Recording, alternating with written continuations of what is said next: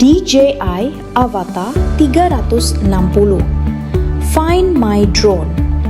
Jika pesawat secara tidak sengaja jatuh di udara semasa penerbangan, anda boleh menggunakan kaedah berikut untuk mencari pesawat.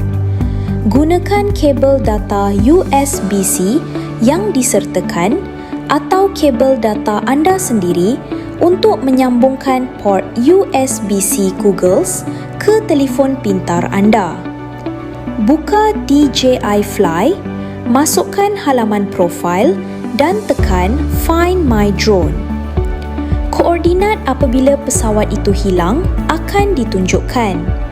Tekan gunakan peta lain.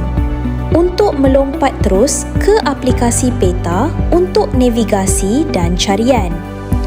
Selepas menghampiri lokasi anggaran di mana pesawat kehilangan isyarat, jika penghantaran video pesawat telah disambungkan semula, anda boleh tekan Start Flashing and Beeping dan pesawat akan membunyikan bunyi beep untuk membantu anda mencari kedudukan sebenar pesawat.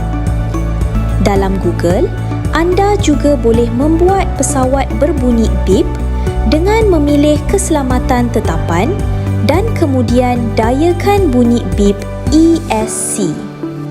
Paparan kamera sebelum kehilangan membantu mencari lokasi pesawat di darat dengan menggunakan video cache pesawat 30 saat sebelum isyarat hilang. Jangan ambil sebarang tindakan yang tidak selamat apabila mencari atau cuba mendapatkan semula drone yang hilang.